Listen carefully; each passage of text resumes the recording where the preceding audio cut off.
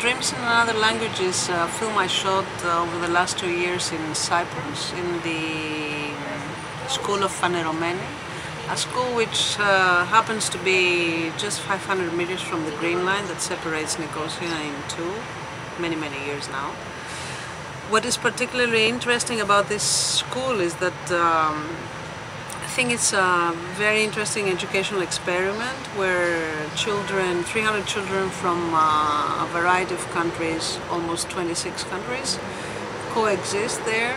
They are taught not only the old curriculum of the Ministry of Education, but they're also taught many very basic issues about life, about the way you think, about the way you develop your personality, how to be a happy but also an intelligent citizen in a nutshell. And I think this is all a great achievement of this group of teachers, that they are so devoted to their work.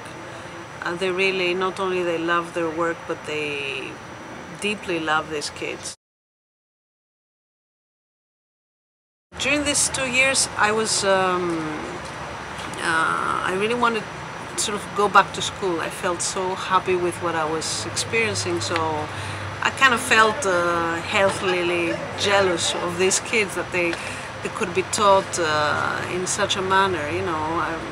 I felt some nostalgia for school, but then I hadn't had this experience in school.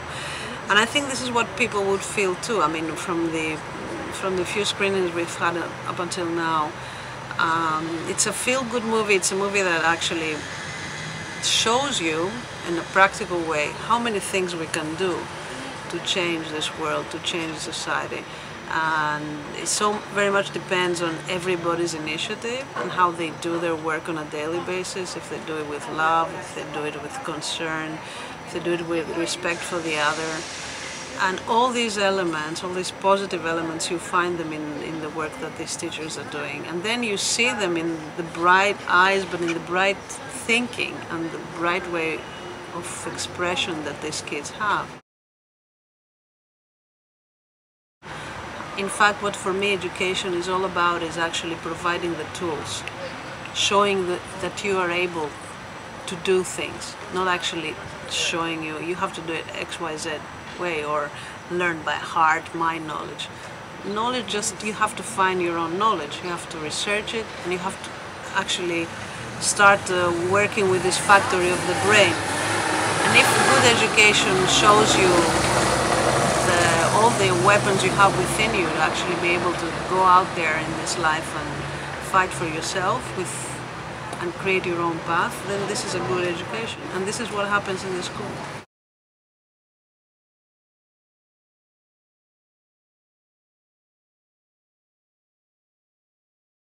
I think in documentary, and especially in observational documentary where this film belongs, I mean in this genre, you stay with your subject for a lot of time. I mean, I think the recipe is time. Just invest the time.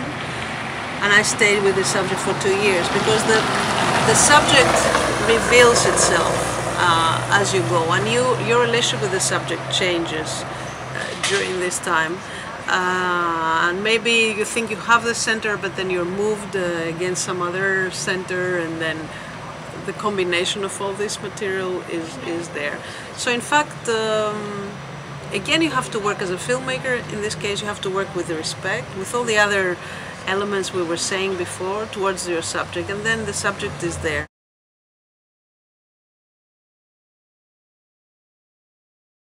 I had to actually pay back to life this lack of mine and actually respect it and show it. But it hasn't been difficult in a sense, because all is there. You just have to have wide open eyes and you can see.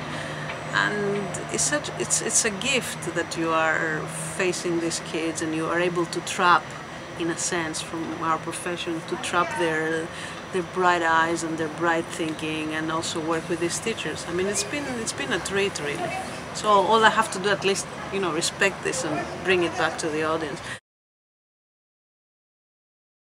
We need positive things in life. We need to be able to see that there are other people out there, that they are not really stealing or always thinking about materialistic things, but they also love life and they love each other, and they're able to offer, you know.